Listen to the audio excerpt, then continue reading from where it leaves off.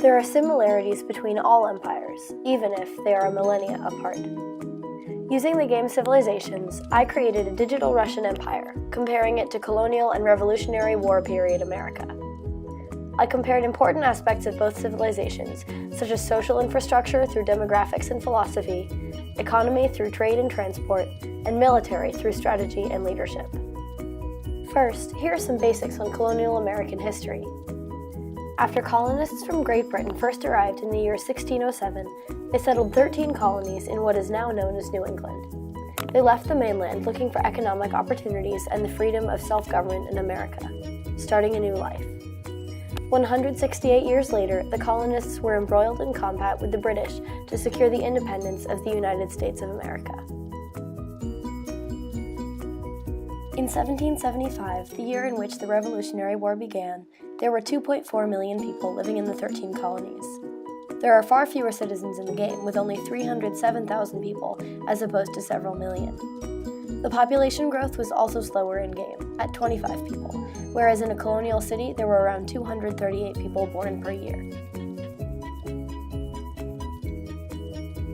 One of the founding principles of America is liberty, and the right to free speech and protest. The Declaration of Independence marked the start of a powerful, independent nation, and the Revolutionary War was fought to protect the rights of the free. In Civ, units do not get the luxury of choosing their own destiny. I order the units to work and attack where I choose.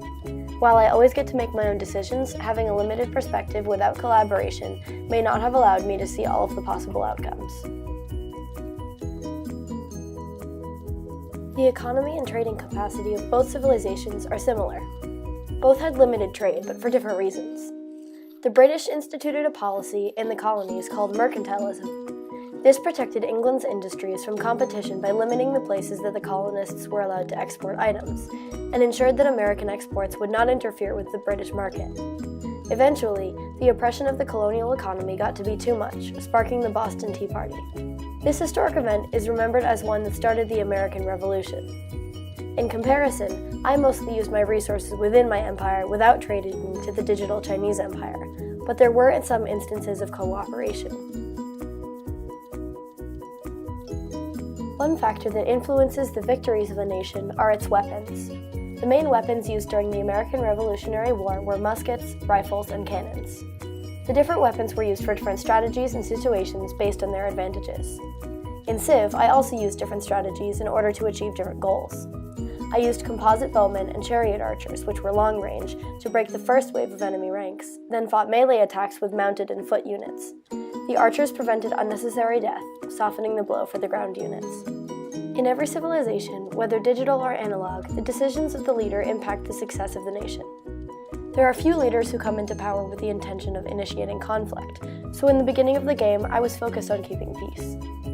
Over time, as the Chinese Empire encroached on my territory and we competed for resources, I grew more and more willing to accept the possibility of conflict. When I finally declared war in the year 595 AD, I was shocked at how easily I fooled myself into starting violence. It was surprising how easily I rationalized war, how easily I justified it. Even though my intentions were good, my decisions as a leader may lead to the destruction of both empires. In the wrong hands, the tools of war can become a lethal weapon, and even in the right hands, they can scar the world.